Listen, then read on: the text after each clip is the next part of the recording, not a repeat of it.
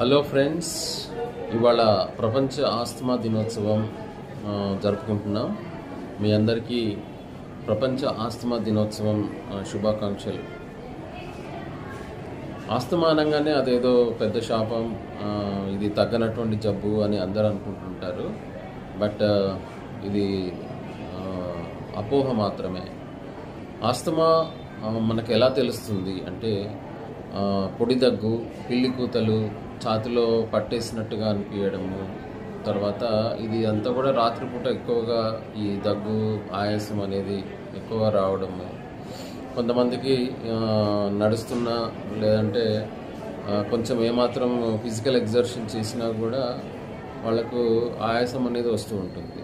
So మీకు అలా asthma అలాంటి లక్షణాలు ఉన్నప్పుడు, లేకపోతే మీ ఫ్యామిలీలో మీ పేరెంట్స్ కానీ ఎవరన్నా మీ మ్యాటర్నల్ సైడ్ లేదంటే ప్యాటర్నల్ సైడ్ మీ అంకుల్స్కి, ఆంటీస్కి ఎవరికన్నా ఆస్తమా ప్రాబ్లం ఉన్నప్పుడు మీరు కంపల్సరీగా మీరు కూడా అలర్జీ ప్రాబ్లం మీకు ఉంది అనుకొని ఒకసారి డాక్టర్ గారిని సంప్రదిస్తే వారు మీకు స్పైరోమెట్రీ, తర్వాత ఎక్స్రే, తర్వాత ఈసినోఫిల్ కౌంట్, తర్వాత ఐజీఈ అనే టెస్టులు చేసి మీకు నిజంగా ఆస్తమా ఉందా లేదా అనేది మీకు నిర్ధారిస్తారు.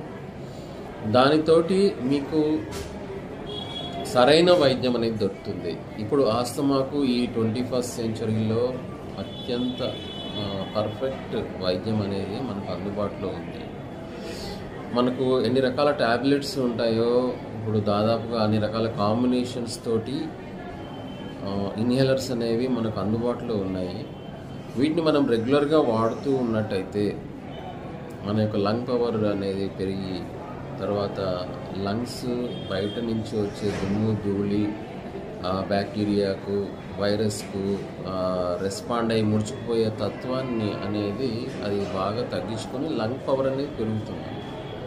సో అట్లా మనకు ఆస్తమా అనేది డే బై డే క్యూర్ అవుతుంది. ఇది తప్పకుండా క్యూర్ అయ్యేటువంటి జబ్బే.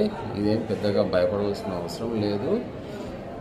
ఒకప్పుడు ఆస్తమా అంటే ఒక ప్రాణాంతకమైనటువంటి వ్యాధి అని అనుకునేవాళ్ళు, కానీ ఇప్పుడు మనకు చాలా మంచి మంచి మెడిసిన్, వైద్యం అనేది వచ్చాయి.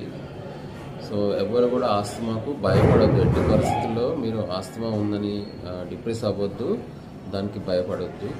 మంచి మందులు ఉన్నాయి, ఇన్హేలర్స్ ఉన్నాయి, అవన్నీ వాడండి. మీరు ఆస్తమాను పూర్తిగా నయం చేసుకోవచ్చు. తర్వాత మీకు దేనివల్ల అయితే ఆ ఆస్తమా అనేది ట్రిగ్గర్ అవుతుందో వాటిని మీరు పూర్తిగా అవాయిడ్ చేసేటువంటి జీవన విధానాన్ని మీరు అలవర్చుకుంటే మీకు ఆస్తమా వల్ల మీ జీవన శైలికి ఎలాంటి ఇబ్బంది అనేది ఉంటుంది. సో మీ అందరికీ ఆస్తమానే కాకుండా వేరే వ్యాధుల నుంచి కూడా పూర్తి విముక్తి దొరకాలని, మీకు సరైన వైద్యం అందాలని ఆశిస్తూ ప్రపంచ ఆస్తమా దినోత్సవం సందర్భంగా మీ అందరికీ మరొకసారి శుభాకాంక్షలు.